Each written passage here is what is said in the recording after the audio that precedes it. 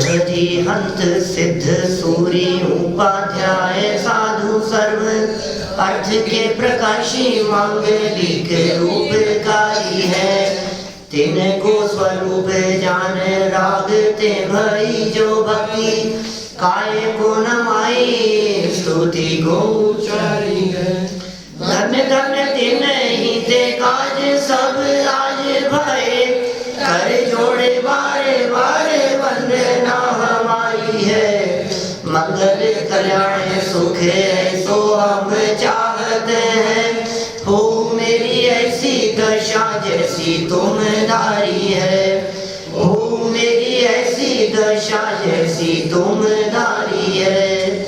हो मेरी ऐसी दशा जैसी तुम धारी है। क्षत्र चूड़ामणि नामक यह ग्रंथ जीवनधर कुमार का चिंतन हम सभी का चिंतन बन जाए ऐसी भावना है, क्योंकि यह वह चिंतन है जिस चिंतन के माध्यम से सच्चा सुख उत्पन्न होता है, सुख की प्राप्ति होती है। जो जीव सुख की प्राप्ति करना चाहते हों वे अपने चिंतन को सही दिशा में बदलें। चिंतन की सही दिशा यह है कि पर पदार्थों को आप टिकाए रखने और बनाए रखने का प्रयास करते हैं, लेकिन जगत का कोई भी पदार्थ टिका नहीं रहेगा, क्योंकि उनका स्वरूप ही क्षणभंगुर है, स्वरूप ही अनित्य है। अच्छा सूट सिलाया है फटेगा, नए जूते पहने हैं टूटेंगे। कोई भी चीज दुनिया की हर वस्तु पर ये बात लागू करके देख लो आप, माने बेकार होगा, खराब होगा, टूटेगा, नष्ट होगा, परमानेंट नहीं रहेगा। नहीं रहना ही उसका स्वरूप है। ये कोई शाश्वत नहीं है जगत में। परिवर्तन तो नियम है जगत का। यह जगत परिवर्तनशील है, यह जगत स्वयं परिणमनशील केवल ज्ञानी ने गाया है। हाँ, अनित्यता भी नित्य है। कल ही तो कही थी मैंने, आपने सुना मेरा प्रवचन, वहां कही थी मैंने, स्मारक में चल रहा था प्रवचन, ये सुन रहे थे यूट्यूब पे आकर के देखा तो मैंने कहा मेरा ही प्रवचन चल रहा है। तो अनित्यता भी नित्य है। ये अनित्यता माने अनित्य अनित्य अनित्य अनित्य अनित्य अनित्य अनित्य, ये भी परमानेंट है, ऐसा है।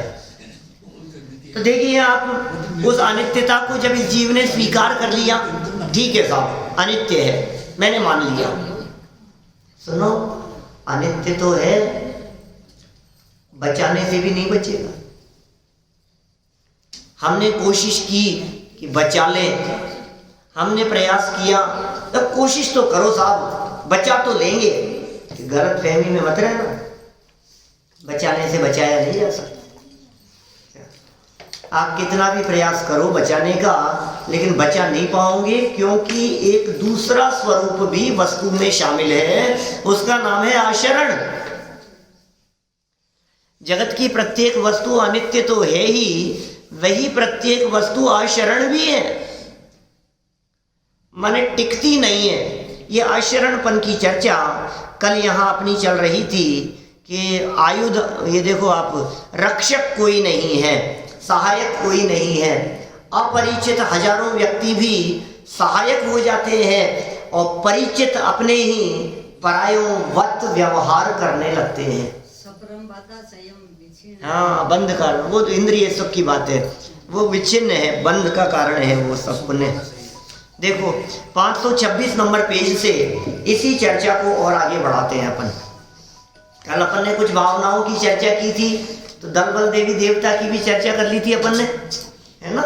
अब देखो यहाँ 34 नंबर के श्लोक में क्या कह रहे हैं। आयुधीये रति स्निग्धैर् बंधु निश्चापि संवृत्तः जंतु संरक्ष्यमाणोऽपि पश्यतामेव नश्यति। क्या कह रहे हैं? आयुध को लिए हुए अत्यंत प्यारे, क्या आयुध को लिए हुए अत्यंत प्यारे बंधुओं से, आयुध माने क्या होता है? हथियार। अत्यंत प्यारे बंधुओं से चारों ओर से घेरे हुए और संरक्षित भी प्राणी देखने वालों के आगे नाश को प्राप्त होता है। चारों तरफ से सुरक्षा हो, सुरक्षा कवच पहने हुए हो, सुरक्षा प्रदान करने वाली जेट सिक्योरिटी लगी हुई हो, हथियार वाले बंदूकधारी बहुत सारे सिपाही, सैनिक, मिलिट्री के जवान चारों तरफ से सुरक्षा के लिए लगे हुए हों, लेकिन उसके बावजूद भी मरते न बचावे कोई। अब कौन बचाए उस मरते हुए प्राणी को, और कैसे बचाए? जिसका समय आ गया है उसे बचाने वाला कोई नहीं हो सकता। कितने ही प्रसंग ऐसे दिमाग में घूम रहे हैं जिनसे ये बात स्पष्ट ख्याल में आती है कि जिनका मौत का समय आ जाता है वे इधर से उधर हो जाते, सीट ट्रांसफर हो जाती है उनकी, वैसा जगह पे पहुंच जाते हैं। वो कबूतर वहां पहुंच गया था, मैंने बस में सफर करते करते इधर की सीट वाला व्यक्ति, बीच की सीट वाला व्यक्ति ये कहता है कि मुझे थोड़ी वॉमिटिंग की शिकायत है, मुझे विंडो सीट पर आ जाने दो।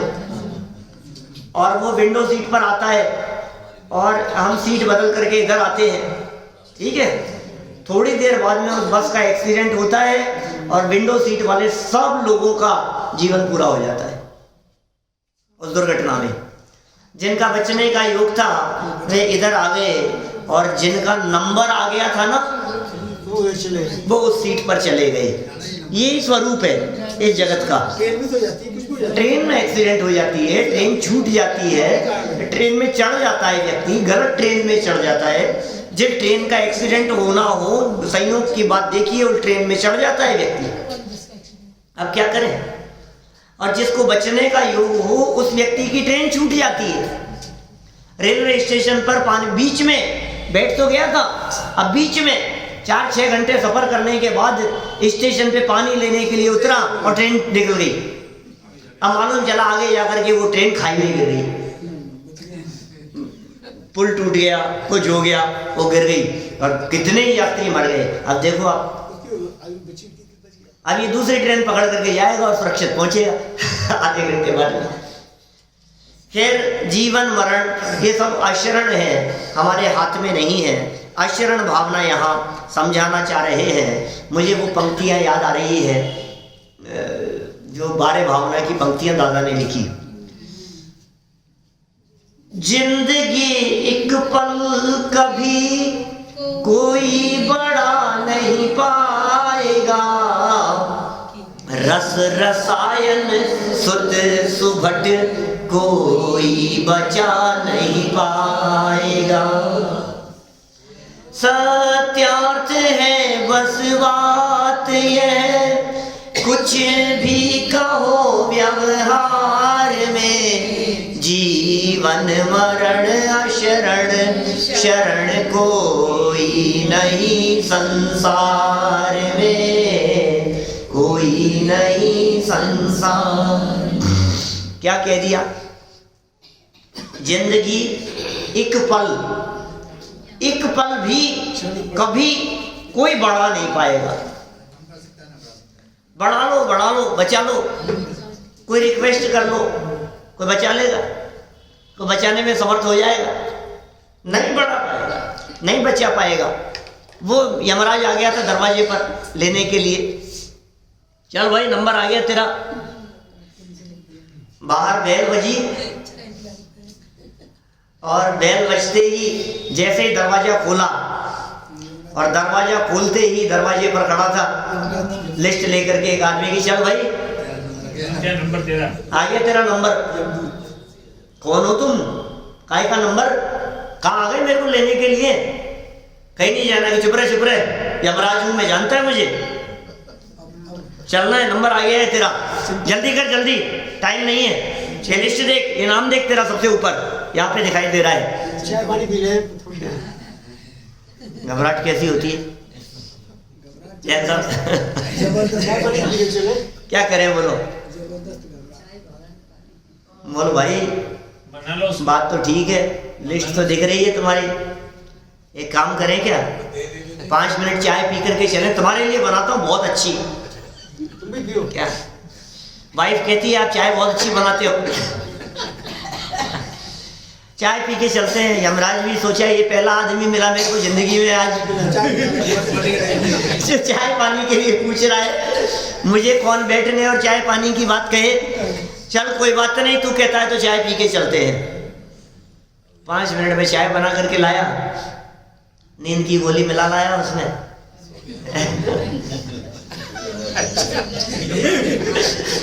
उसमें नींद की गोली मिला करके ले आया। यमराज लाने के लिए आया था, चलने के लिए, और जवाब क्या दिया कि 5 मिनट चाय पी करके चलते हैं। और फिर क्या हुआ, अब क्या स्थिति बनी, नींद की गोली मिला दी। अब यमराज तो हो गया थोड़ी देर के लिए बेहोश, नाम मिटाया साहब ऊपर से और नीचे लास्ट में लिख दिया अपना नाम पूरी लिस्ट में। अब क्या हुआ, अब तो बच गया भाई साहब, तो बच ही जाएगा। थोड़ी देर में होश आया उसको, बहुत अच्छे से होश आया यमराज को। और होश आने के बाद लिस्ट तो उसने देखी नहीं और बड़ी प्रसन्नता से कहा कि यार मैं तुझसे बहुत प्रसन्न हूँ, बहुत खुश हूँ। ऐसी चाय और ऐसी आवभगत मेरी पहली बार हुई है। चल एक काम करता हूँ, तुझे छोड़ता हूँ, लिस्ट को नीचे से शुरू करता हूँ।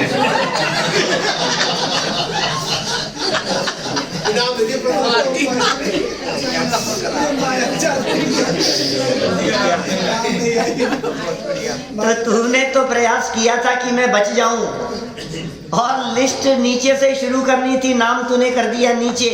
भाई तुम कितनी भी तिकड़म लगाओ, नंबर यदि तुम्हारा आ गया है क्या, तो तुम्हारी कोई तिकड़म काम नहीं करेगी। नंबर आ गया तो जाना ही पड़ेगा। जिंदगी एक पल कभी कोई बढ़ा नहीं पाएगा, कि साहब कोई तो बढ़ा लेगा।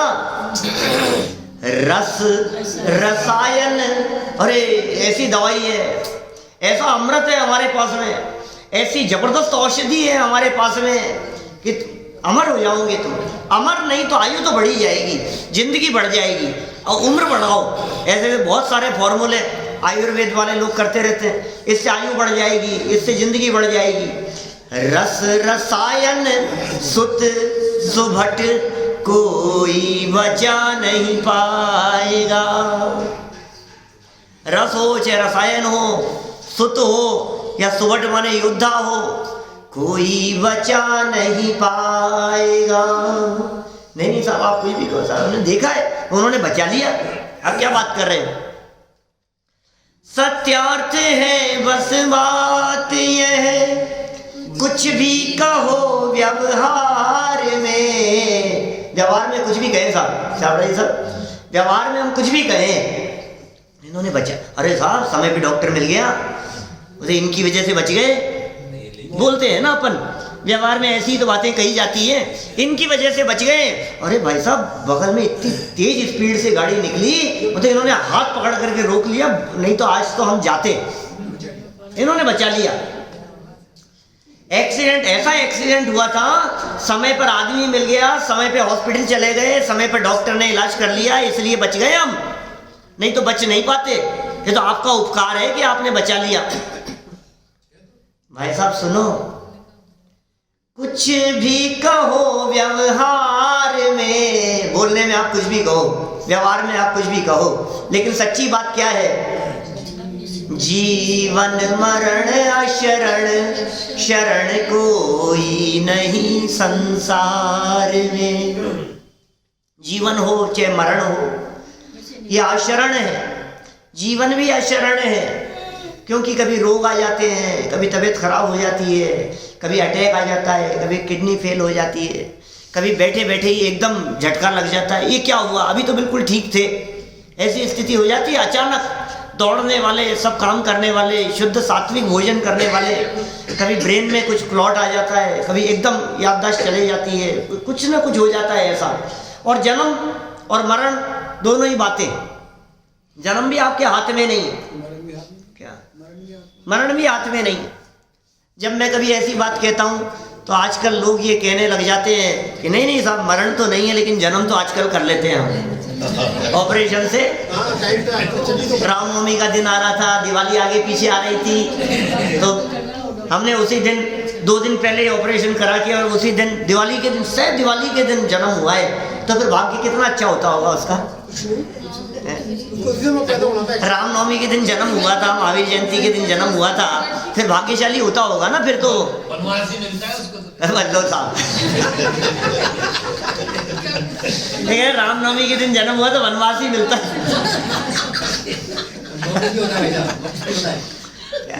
हाथ में नहीं है, हाथ में नहीं है, समय समय। और देखो आप जिस जन्म से जन्म पत्री और मुहूर्त की बात सोच रहे हो, सही बात तो यह है कि वो जन्म और जन्म पत्री वो काम नहीं आने वाली है। असली जन्म तो 9 महीने पहले हो गया है। जैन दर्शन के हिसाब से बात करें या असली जन्म की बात करें तो जिस दिन गर्भ में आया ना, उस दिन तुम्हारा मनुष्य जीवन शुरू हो गया है।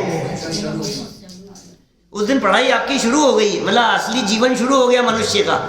अब बाद में तो ठीक है, लोक व्यवहार में जो कुछ भी होगा, और उसमें भी कितने समय भेद हैं और कितनी बारीकियां हैं और कितनी तरह की बातें बनती है उसमें। इसलिए कोई मुहूर्त देखने की, कितने भी मुहूर्त देख लो ना। अच्छा, मौत आती है तो मुहूर्त देख के आती होगी, मरने का कोई मुहूर्त होता होगा, जन्म का तो मुहूर्त तलाश रहा है। हर काम में मुहूर्त देखने की बात कर रहा है। सुन भाई, ये मुहूर्त काम नहीं आते, ये राशियां काम नहीं आती। एक ही मुहूर्त में, एक ही समय में, एक ही काल में एक मारता है और दूसरा मरता है। मरने वाले के लिए खराब मुहूर्त है और मारने वाले के लिए अच्छा मुहूर्त है। गजब हो गया। अब ये क्या कहो, बोलो उसको। एक व्यक्ति मार रहा है और एक व्यक्ति मर रहा है। जिस समय पे मारा उसी समय पे मरा ना, समय तो एक ही है ना सब दोनों का। मरने वाले का और मारने वाले का एक ही समय है ना, कि मारने का समय अलग था, मुहूर्त अलग था, और मरने का मुहूर्त अलग था। ये कैसे हुआ बतलाओ। आप तो ये कह रहे हो कि अच्छा मुहूर्त। सुनो, मैं आपसे पूछता हूँ, रामनवमी का अच्छा मुहूर्त कैसे हो गया? महावीर जयंती मुहूर्त अच्छा कैसे हो गया? आखा तीज का मुहूर्त अच्छा कैसे हो गया? सुनो, जगत में काम अच्छा होता है तो जिस समय अच्छा काम होता है वो समय भी अच्छा मुहूर्त कहलाता है। ऋषभ देव भगवान मुहूर्त देख करके आहार लेने के लिए नहीं गए थे। आखा तीज के दिन आहार हुआ ना उनका, अक्षय तृतीया के दिन, वैशाख शुक्ल तीज का दिन, वैशाख शुक्ल तीज का दिन, और 13 महीने से। अच्छा, वो वैशाख शुक्ल तीज का दिन तो साल भर पहले भी आया था, तब आहार नहीं मिला था। 13 महीने 7 दिन घूमे ना वो तो। 6 महीने तक तो ऋषभ देव स्वामी उठे नहीं, बराबर। 6 महीने तक तो वो दीक्षा लेने के बाद में उठे नहीं। फिर 7 महीने और 9 दिन, 7 महीने और 9 दिन तक उठने के बाद रोजाना आहार के लिए चक्कर लगाते रहे। विधि नहीं मिली, आहार देने की विधि नहीं जानता था कोई। तो टोटल कितने हो गए? 13 महीने और 9 दिन।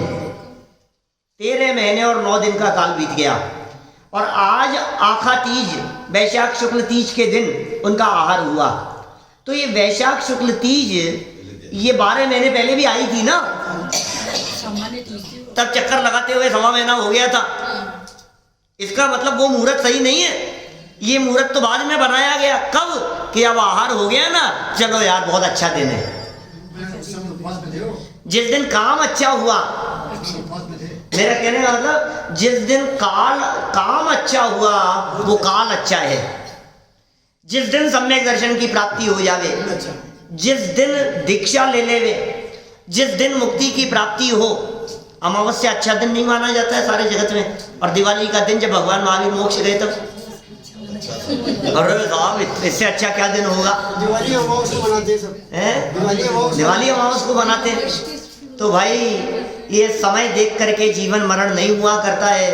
तुम व्यवहार में कुछ भी कहो, तुम कहने में कुछ भी कहो, तुम्हारे कहने से और समय देखने से वो व्यक्ति मरता हुआ बच जाए कि बचता हुआ मर जाए, ये दोनों ही बातें नहीं हुआ करती है।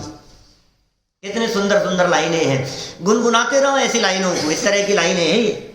वापस बोलता हूं, जिंदगी एक पल कभी कोई बड़ा नहीं पाया, पाएगा, रस रसायन सुत सुभट कोई बचा नहीं पाएगा। सत्यार्थ है बस बात यह, कुछ भी कहो व्यवहार में, जीवन मरण अशरण शरण कोई नहीं संसार में, कोई नहीं संसार में। जीवन और मरण अशरण है, इस संसार में कोई शरण नहीं है। यदि तुम्हें शरण थी, जो खोजता पर की शरण वह आत्मा बहिरात्मा। दूसरों की शरण खोजना ये तुम्हारी सबसे बड़ी मूर्खता है। तुम अपनी शरण में आओ ना। अरे जिसमें खुद में सामर्थ्य नहीं है उसका दूसरा क्या भला करेगा, और जो स्वयं पावरफुल है उसे दूसरे की जरूरत नहीं। बोलो, आपके यदि पुण्य का उदय है तो आपको दूसरे की जरूरत नहीं है, और आपको यदि पाप का उदय है तो दूसरा आपको क्या शरण देगा। पाप के उदय में कोई शरण नहीं होता और पुण्य के उदय में शरण की जरूरत नहीं होती।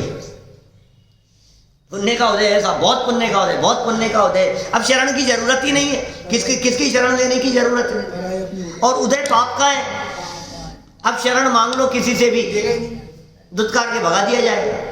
आपको मालूम है पाप कर्म का उदय, अंजना, सती अंजना, हनुमान जैसे भाग्यशाली जीव जिनके गर्भ में थे, पवनंजय की पत्नी, हनुमान जी की माँ,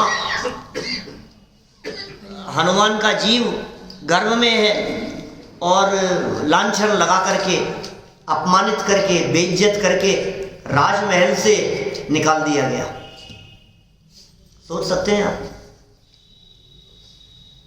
ये इल्जाम लगा दिया गया कि ये तो व्यभिचारी है, कुशील का पाप किया है और ये रहने योग्य नहीं है, क्योंकि मेरा बेटा तो गया हुआ है, युद्ध में गया हुआ है। बोलो, कितना सफाई देने का प्रयास किया लेकिन कोई रखने को सब तैयार नहीं। निकल जा घर से। अब यहाँ से चले गई, कहाँ से? ससुराल से। ससुराल वालों ने निकाल दिया, माँ बाप के पास चले गई। वहाँ माँ बाप ने ठुकरा दिया, माँ बाप ने रखने को तैयार नहीं हुए। बोलो आप, कैसा समय आ गया, ऐसा पाप कर्म का उदय आ जाता है। और तद वो मोक्षगामी जीव, भाग्यशाली जीव, हनुमान जैसे जो भगवान बनने वाले हैं, जन्म लेने के बाद में दीक्षा लेकर के जो भगवान बनेंगे, मोक्ष गए हैं, ऐसे भाग्यशाली जीव गर्भ में पेट में होते हुए भी जब पाप कर्म का उदय आता है तो न सास ससुर साथ देते हैं, न माँ बाप साथ देते हैं। दर दर की ठोकरें खाती रही जंगल में, पता है आपको? ऐसे ऐसे।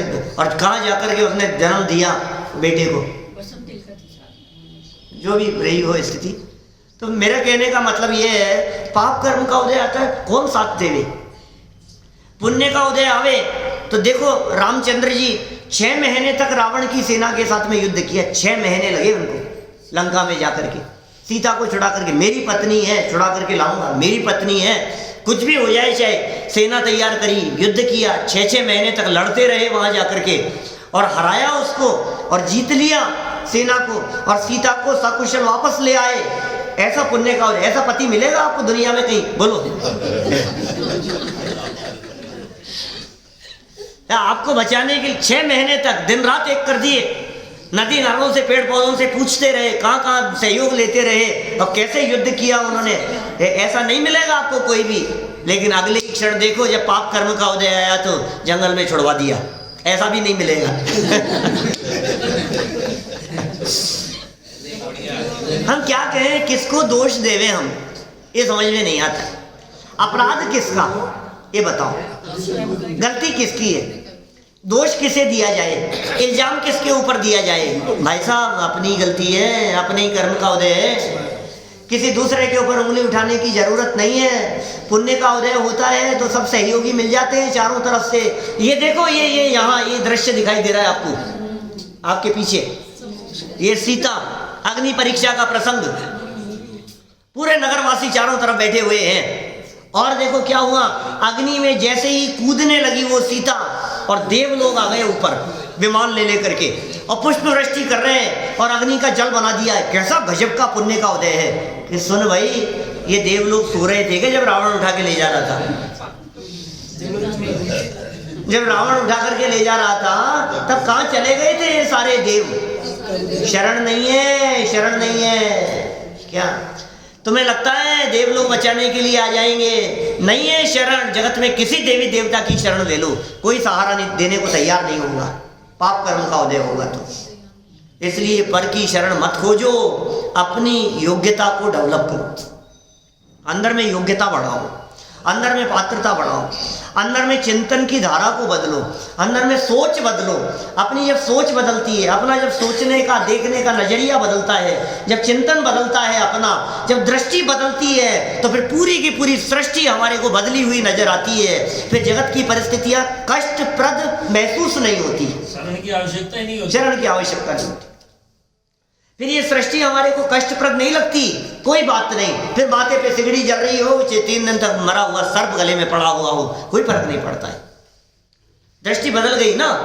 ये मुझे दुखी करने में समर्थ नहीं है, परिस्थिति मुझे दुखी करने में समर्थ नहीं है, क्योंकि सोच बदल गई है। कितना सुंदर बात कह रहे हैं, ये आशरणता की बात कह रहे हैं। देखो चारों तरफ से घेरे हुए, संरक्षित, बंधुओं ने घेर रखा है, आयुधों से युक्त है, हथियार हाथ में लिए हुए हैं, और ऐसे संरक्षित प्राणी देखने वालों के आगे नाश को प्राप्त होता है। देखने वाले देख रहे हैं और नाश हो गया, मरण हो गया। अरे अरे क्या करें, ओह बचाने में समर्थ नहीं हो पा रहा। युद्ध क्षेत्र में अपनी आंखों के सामने मरते हुए दिखाई दे रहे हैं और मैं कुछ नहीं कर पाया, हाथ मलते रह गया। कैसे कैसे रावण की सेना में जब उसके पुत्र मारे जा रहे हैं, उसके सगे संबंधी मारे जा रहे हैं, सब एक एक करके, उसको क्या हालत हो रही होगी उसकी। मैं कुछ नहीं कर पाया, मैंने भेज दिया उसको, मैंने उसको मरने के लिए भेज दिया। ऐसी ऐसी बातें आती है दिमाग में, मैं क्या करूं, नहीं बचा पाया। उधर से अर्जुन सोच रहा है, उधर से कौरव पांडव ये सोच रहे हैं। सोचो दूसरी तरफ, दूसरे महाभारत वाले प्रसंग में अभिमन्यु को भेज दिया चक्रव्यूह तोड़ने के लिए। बालक था, बच्चा था, और वो भी हिम्मत करके चला गया, और हमें बहुत प्रसन्नता थी, लेकिन वो तो लौटा ही नहीं, वापस लौट करके नहीं आया। तो ये कह रहे हैं यहाँ पर, देखने वालों को तो लग रहा है सब तरफ से सुरक्षित है, सब तरफ से सुरक्षित है। सुरक्षित दिखाई देने पर भी वो सुरक्षा प्रदान करने वाले जान ले लेते हैं। इंदिरा गांधी, वही तो सबको याद आ गई पहले, मेरे दिमाग में चली रही थी इंदिरा गांधी। रक्षक ही भक्षक बन जाते हैं। बोलो आप, प्रधानमंत्री जैसे राजीव गांधी सिथड़े उड़ गए। बोलो कैसे कोई करे, कोई बचाए? नहीं साहब, ये तो बचाने वाले हैं ना मेरे, यही मार देंगे तुझे, यही मार देंगे, मरने का काल आएगा। तो देखो जरा सरलार्थ पढ़ते हैं, यहाँ नीचे क्या लिखा है। मरण के समय शस्त्रधारी बड़े बड़े योद्धा, जब मरण का समय आ गया, शस्त्रों को धारण किए हुए, वही दलबल देवी देवता, माता पिता परिवार, मरती बिरिया जीव को कोई न राखनहार, और अत्यंत प्यारे बंधुओं से घेरा देकर, अरे तुम चिंता मत करो, मैं हूं, नहीं वो मुझे मार देगा, वो मुझे मार देगा। वो था ना, क्या नाम उसका, जयद्रथ, जयद्रथ। आपको ध्यान रखिएगा, इतना सा कहने पर ही मार देगा वो मुझे, बचने के लिए भाग गया, वो छिप गया वो जाकर के। अर्जुन ने प्रतिज्ञा ली थी, सूर्यास्त होने के पहले पहले मैं जयद्रथ को मार दूंगा, ऐसी प्रतिज्ञा ली थी। देखिए महाभारत में चिता लगा दी, बोले यदि मैं सूर्यास्त तक उसे नहीं मार पाया तो ये चिता लगी हुई है यहाँ, जला करके मैं मर जाऊंगा। सूर्यास्त के पहले पहले प्रतिज्ञा ले ली अर्जुन ने उसको मारने की। चारों तरफ अब वो तो अब आज तो मरूंगा, मैं तो मरूंगा, तो मरना ही है मुझे, क्योंकि वो उसने तो प्रतिज्ञा ले ली, वो तो मार देगा मुझे। छिपता फिरा, भागता फिरा इधर से उधर जाकर के, अब तो बच गया, ऐसी जगह पर जाकर के छुप गया, अब तो बस मरने के लिए खुद आया। और फिर क्या हुआ, दिन भर इंतजार करता रहा। अब रात होगी तो ही निकलूंगा मैं, और फिर देखूंगा उसको चिता में जलते हुए। और फिर निकल करके आया, और जब निकल करके आया तो बादल हट गए और दिन था, और अर्जुन ने मार दिया उसको, आ गया निकल करके। और बचाए। कितना बचने का प्रयास करो आप। डॉक्टरों के हाथ पांव जोड़ने लग जाते हैं, ऐसे दृश्य दिखाई देते हैं, हाथ पकड़ लेता है, जाने नहीं देता है डॉक्टरों को। कई किस्से सुने हैं हमने इस तरह के। कई डॉक्टर मिलते हैं इस तरह के, जो डॉक्टर खुद बतलाते हैं हमारे को कि पंडित जी क्या बतलाएं आपको, ऐसे ऐसे केस आ जाते हैं कभी कई बार, वो ऐसे पकड़ लेते हैं, छोड़ते नहीं है कि नहीं आप बचा लो मुझे, आप ही बचा सकते हो, कुछ भी करो। ये ऐसी हालत होती है, मरना नहीं चाहता ये व्यक्ति, फिर बच जाता होगा ना। ये कह रहे हैं प्यारे बंधुओं से घेरा हुआ, शस्त्रधारी बड़े बड़े योद्धाओं से, अत्यंत प्यारे बंधुओं से घेरा देकर रक्षा किए जाने वाला, जिसकी रक्षा की जा रही है, ऐसा मनुष्य भी देखते देखते ही मरण को प्राप्त हो जाता है। सर्व रक्षक व्यर्थ सिद्ध होते हैं। सारे बचाने वाले जितने प्रयास हमारे द्वारा किए गए, ये सब व्यर्थ सिद्ध हुए। क्या करें, सारे उपाय खत्म हो गए। ऑपरेशन सफल हो जाता है तो कहता है हाँ। मौत को मात दे दी, मौत को मात दे दी, ऐसा कह देता है। और ऑपरेशन सफल भी हो जाता है ना, उसके बावजूद भी यदि काल मृत्यु का होता है तो सफल ऑपरेशन के बाद में भी जीवन पूरा हो जाता है। बोलो, सफल ऑपरेशन के बाद भी। ऑपरेशन सफल, डॉक्टरों ने कह दिया बिल्कुल सफल है और कल छुट्टी मिलने वाली है। रात को ऑपरेशन हुआ, सब ठीक था, और कहा कि कल सुबह छुट्टी मिल जाएगी। कितने बजे? 10 बजे डॉक्टर आएगा तो छुट्टी दे देगा। अब 5 बजे मरण। बोलो, ऐसी घटना होती है। अपने वीरेंद्र जी के साथ हुई ना। वीरेंद्र जी के साथ में, मैं तो मेरी बड़ी बहन के बारे में कह रहा हूँ, इनकी पुत्री। बोलो, आप ऐसा ऐसा हो जाता है। माने आप कल्पना नहीं कर सकते आप क्या क्या कैसे बदल जाएगी, एकदम कहानी बदल जाएगी, पिक्चर बदल जाती है एकदम। देखते देखते खुशी का माहौल एकदम मातम में बदल जाता है। बारात दरवाजे पर खड़ी हुई है और एकदम दूल्हा खत्म। अरे भाई कैसी बात कर रहे हो आप, चुप चुप बोलो, ऐसी बातें मत करो। प्रसंग है ना, हाँ, तिलक लगाने को कौन करे। जयपुर के एक बहुत बड़े ज्योतिषी की घटना अपने पंडित साहब सुनाया करते थे। बहुत बड़े ज्योतिषी, 3 पुत्रियां थी उनकी, और सारी दुनिया का भविष्य देखते थे। राजघराने में जाकर के भविष्य देखते थे, राजा महाराजाओं के यहाँ जन्मपत्री देखते थे, रिश्ते देखते थे, मिलाते थे, सब कुछ करते थे। 3 पुत्रियां थी, तीनों पुत्रियों का विवाह किया अच्छे संपन्न परिवारों में, और तीनों ही पुत्रियां शादी होने के बाद साल 6 महीने के अंदर विधवा हो गई। तीनों की तीनों विधवा हो गई। सच्ची घटना है यहाँ की। बोलो, अब सोचो आप क्या बात हुई होगी, समाज में क्या चर्चाएं चली होगी भैया। हर दुनिया का भविष्य देखते हो, अपनी बच्चियों का नहीं देखा था क्या? बोलो, बातें तो चली होगी ना सब आस पास में बातें।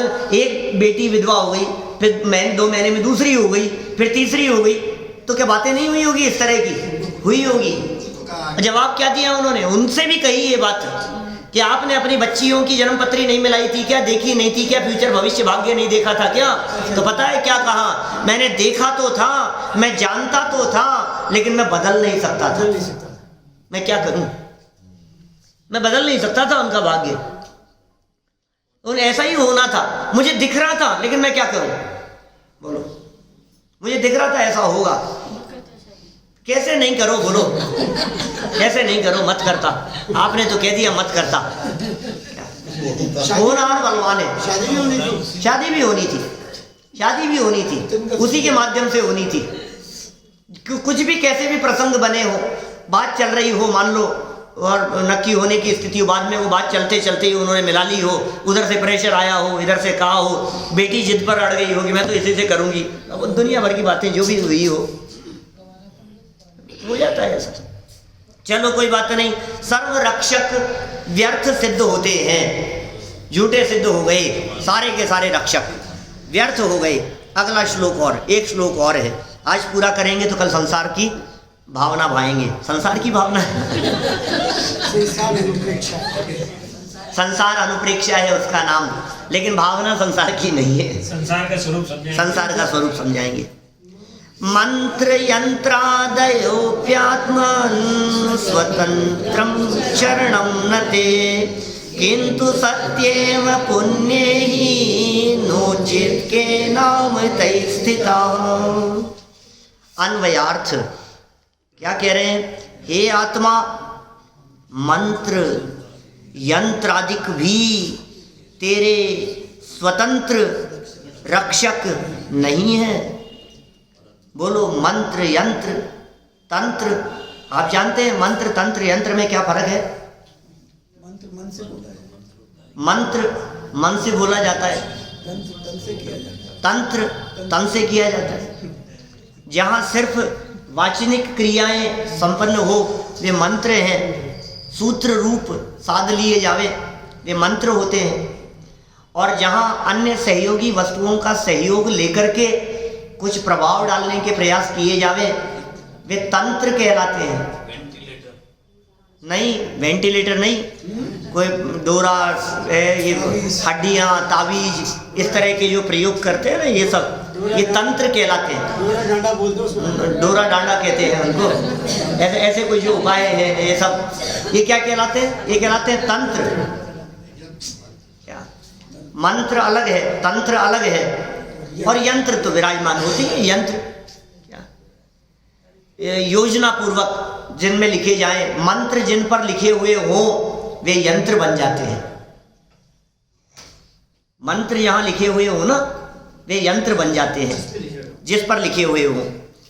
देखिए यहाँ क्या कह रहे हैं, हे आत्मा, मंत्र यंत्रादिक भी तेरे स्वतंत्र रक्षक नहीं है, परंतु पुण्य होने पर ही ये सब सहायता करते हैं। मंत्र कब सहायता करेगा, यंत्र तंत्र कब सहायता करेंगे, ये सब उपाय कब सहायक होते हुए दिखाई देंगे? जब तेरे पुण्य का उदय है, और उदय यदि पाप का चल रहा है तो ये कुछ भी काम नहीं आएंगे। अरे मंत्र यंत्र आदि की तो छोड़ो, ये दवाई भी तब असर करेगी जब पुण्य का उदय हो। पाप के उदय में तो दंड का, पाप के उदय में तो दंड का विधान है। साता के योग में काम करती है। साता के योग में काम होता है, पुण्य के योग में काम होता है। उदय बदल गया, परिस्थिति बदल गई, संयोग बदल गए, सब ऐसा होता हुआ दिखाई देता है। पापोदय में चाहे व्यर्थ है, नहीं हाँ, चाहने पर भी हो। पाप का उदय है, कितने भी चाह कर लो आप, होगा ही होगा। और पुण्योदय में बोले व्यर्थ है, हो जाएगा, सब काम हो जाएगा। तो काहे की इच्छा करता है? दौलत राम जी की पंक्ति है ना मंत्र तंत्र वाली, चौथा छंद है, पांचवी ढाल का, 6 डाला की 5वीं ढाल का चौथा छंद है। और क्या लिखते हैं वहां? सुर असुर खगादिप जेते, मृग जो हरि काल दलेते, मणि मंत्र तंत्र बहु होई, मरते न बचावे कोई। क्या इतने सुंदर है, सबको गुनगुनानी चाहिए, सबको याद होनी चाहिए लाइन। 6 डाला की 5वीं ढाल, पूरी ढाल 6 डाला याद करो तो बहुत अच्छी बात है क्या, लेकिन कम से कम 5वीं ढाल तो याद करो। 12 भावनाओं की चर्चा है उसमें, राजा राणा छत्रपति तो याद है आपको, लेकिन ये जो 12 भावनाएं दौलत राम जी ने लिखी 6 डाला में, बड़ी गजब की लाइनें हैं। क्या लिखा उन्होंने? सुर असुर खगादिप जेते, क्या क्या लिखा? सुर असुर, सुर माने देव, असुर माने राक्षस नहीं, तीनों। सुर माने वैमानिक, असुर माने व्यंतर, ज्योतिष्क और भवनवासी, ये कहलाते हैं असुर। सुर कहते हैं वैमानिकों को, वैमानिक देव सुर हैं, और बाकी 3 जाति के देव असुर हैं। और खगादिप, खग क्या है? खग मतलब जानते हैं आप क्या होता है? आकाश में उड़ने वाले पक्षी। क माने होती है पृथ्वी, क ख ग घ, एक अक्षरी, 2 अक्षरी, 3 अक्षरी, 2 हैं इस तरह के। पंडित साहब तो 3 अक्षरी तो सुनाते थे कई बार यहाँ। चेतन चेते चेतना तो चेते चित चैन, ताते चेतन चेत तू चेतन ता नित नैन। चैत है और नय, सिर्फ 3 अक्षर का 2 है, 3 के अलावा चौथा अक्षर नहीं। ऐसे 2 अक्षरी, 1 अक्षरी, एक अक्षर के अर्थ हुआ करते थे पहले, इस तरह प्रसिद्ध थी वो बात। क माने होता है पृथ्वी, ख माने होता है आकाश, ग माने होता है वाणी, और घ माने होता है आत्मा। घ माने आत्मा। जब हम कहते हैं ना अघ, तो आत्मा के विपरीत भाव वो अघ कहलाता है, पाप। अब वो पाप और पुण्य दोनों आत्मा के विपरीत हैं सच में, तो ऐसा अर्थ है उसका। चलिए, हमें तो क्या कहना है, ख माने क्या कहा, भूल गए, आकाश। ख माने आकाश, और ग शब्द जो साथ में जोड़ा है वो गमन करने के अर्थ में जोड़ा है।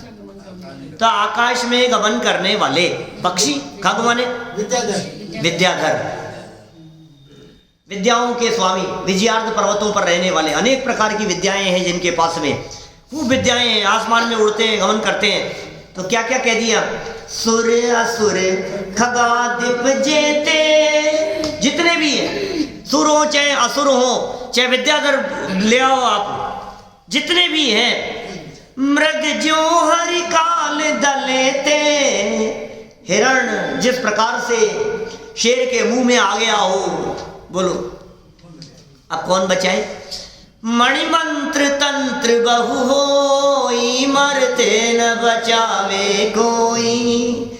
मणियां हैं, मंत्र है, यंत्र है, शक्तियां हैं, ऊपर चेतन कह दिए, देवी देवता कह दिए, विद्याधर कह दिए, जगत में बचाने वाले रक्षक कितने भी कह दिए गए हो, यंत्र मंत्र तंत्रों के प्रयोग हो गए हो, तो भी जिस तरह से शेर के मुंह में आए हुए हिरण को बचाने में कोई समर्थ नहीं होता, उसी तरह से हे जीव, मौत का काल आ जाने पर तुझे भी बचाने में कोई समर्थ नहीं हो पाएगा। कितने सुंदर लाइनें दौलत राम जी की छेड़ावा की, सूर्य सूर्य खगादिप जेते, मृग जो हरि काल दलेते, मणिमंत्र तंत्र बहु होई, मरते न बचावे कोई।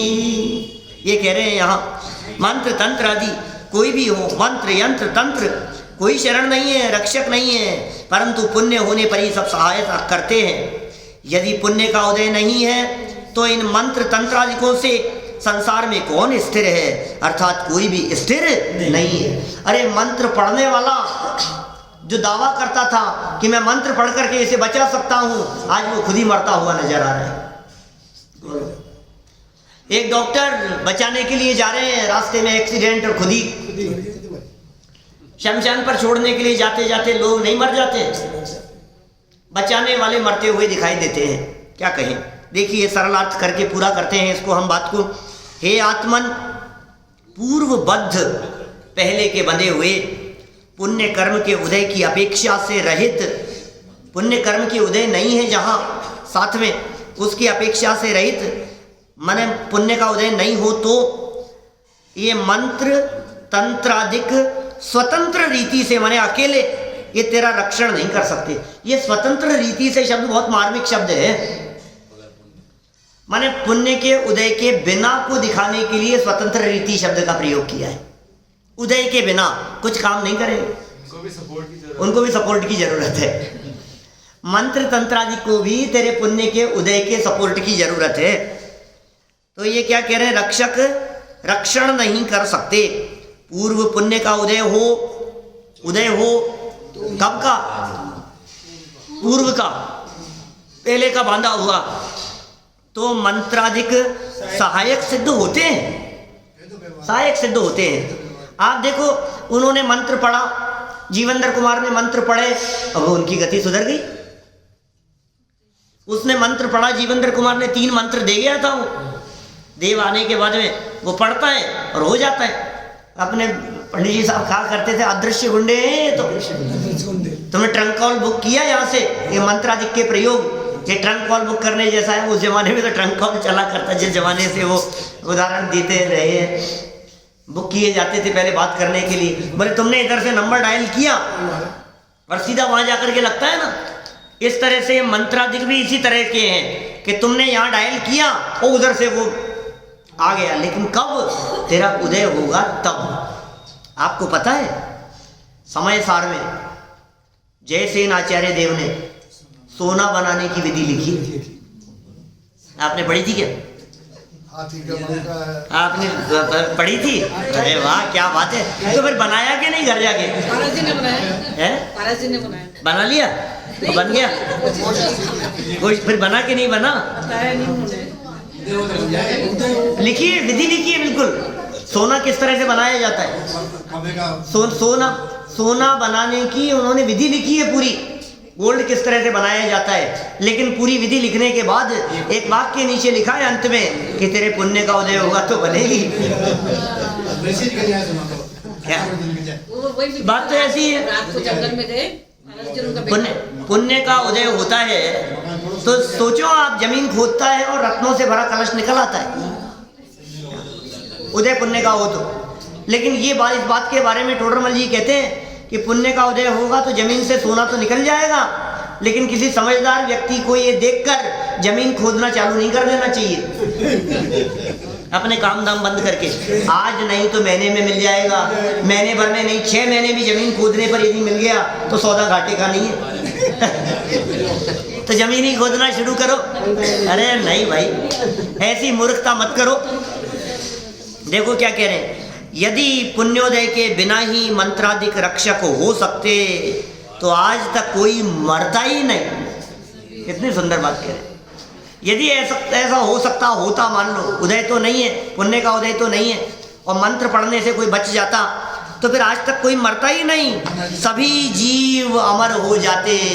लेकिन जगत में जीव अमर नहीं दिखाई देते हैं। इससे सिद्ध होता है कि बचाते हुए भी बचाया नहीं जा सकता है। कि सुनो भाई, बचाया तो नहीं जा सकता है, लेकिन एक स्वभाव ऐसा है तेरा जो बचा हुआ ही है, उसके बारे में तू गहराई से विचार कर। अपने आचरण स्वभाव को देख और अपने स्वभाव को देखकर परम मुक्ति का प्रयास कर, जहाँ से फिर सिद्ध अवस्था से तुझे कोई मारने वाला नहीं होगा। इसलिए पर की शरण नहीं, अपने आत्मा की शरण लेकर सच में साधी अनंत काल के लिए सिद्ध अवस्था की प्राप्ति संभव है। हम सभी को उस अवस्था की प्राप्ति हो, इसी भावना से बात को यहीं विराम देता हूँ।